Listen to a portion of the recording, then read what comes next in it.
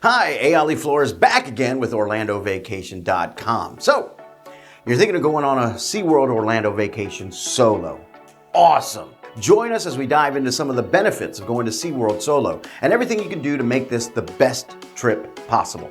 And of course, if you haven't yet, go ahead and click that subscribe button and the bell icon so you can get notified of new and helpful videos for planning your next Orlando vacation. So, what are the benefits of going to SeaWorld by yourself? First things first, you get to do anything you want. You get to call the shots. You are the boss. There's no need to waste time figuring out something everyone else wants to do. You have the full freedom to do whatever you want. This is probably the best thing about going to the park solo. Secondly, you get to take your time. You don't have to rush to get everything in. You get to enjoy your day at SeaWorld at your own pace. Want to ride Mako 7 times? Go ahead. Just don't do it after lunch. Want to spend the day looking at all the sea life SeaWorld has to offer? You can do that too. You can spend all day petting and feeding the stingrays. I'm sure they'll enjoy it just as much as you. Going to SeaWorld solo means you get to relax and focus on yourself. True self-care. Take it from Dr. Flores. Do that. Not a real doctor. Do what makes you happy. Lounge around the park, get some food and drinks, enjoy the shows. There's no pressure to do anything at all. All that matters is you. Now, what can you do at SeaWorld when you're by yourself? Well, aside from everything you do at the park regularly, there's a couple of different things that we definitely recommend doing if you are going solo. One of our favorite things to do at the parks is visiting any of the various bars available across SeaWorld Orlando. Some of the bars available are Glacier Bar, Flamecraft Bar, and Shark's Underwater Grill and Bar. While SeaWorld Orlando is a great place to enjoy yourself, even if you're going solo, we also need to mention Aquatica, SeaWorld's very own water park.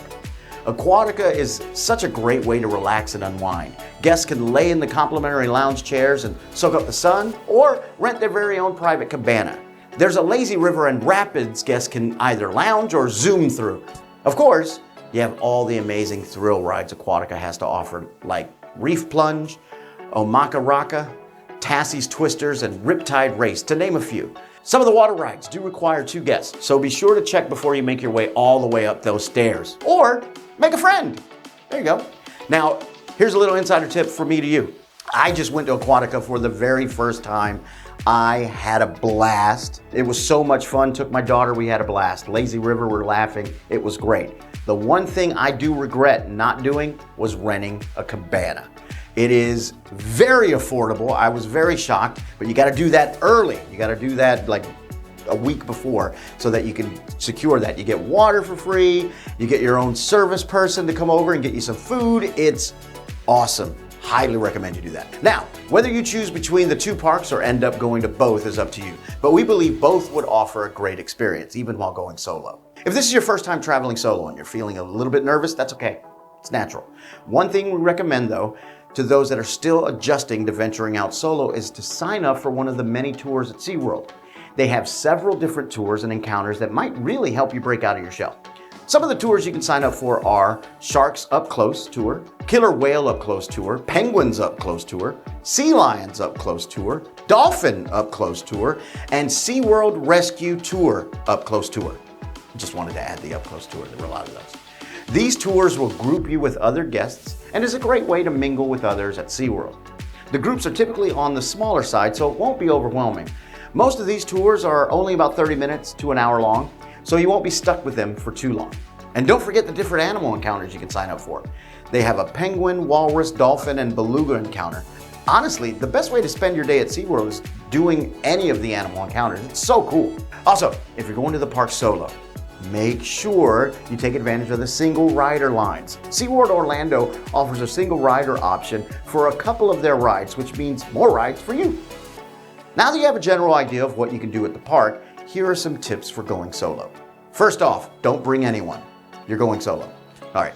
Second off, bring a portable charger for your phone. I cannot recommend this enough.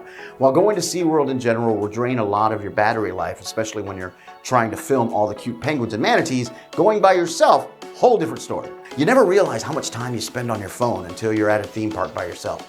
That 50-minute queue time for Icebreaker just dropped your phone to 15%. It's super important to be prepared. Have a charger on hand. That way you don't have to miss a beat. Which brings me to my next point. You're at SeaWorld.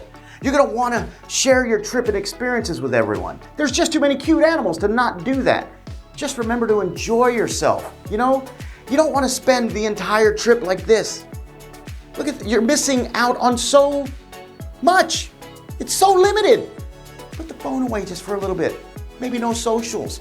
Just you and the animals. You'll be glad you did.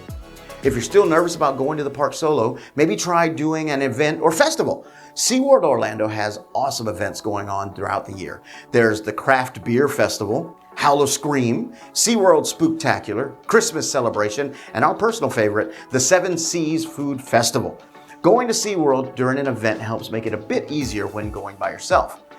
But we do recommend only the strongest try to go to SeaWorld's Howl Scream solo. There are so many jump scares in place, even in the unlikeliest of places during the event. Howl Scream might be something you'll want to wait to do with others. Definitely not for the faint of heart. Seven Seas Food Festival though, definitely do that by yourself. SeaWorld Orlando has lanyards for sale during the festival for a set price, so you can redeem a drink or food item from one of the several stands throughout the park.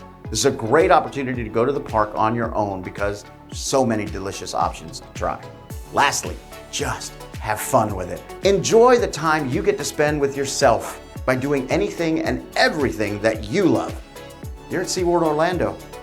Enjoy it. If you're looking for more tips and tricks for your next Orlando vacation or need help planning, be sure to check out our website at orlandovacation.com, where we offer the best discounted prices and have a variety of blogs to help you make the most out of your Orlando vacation. Thanks for watching. We'll see you next time.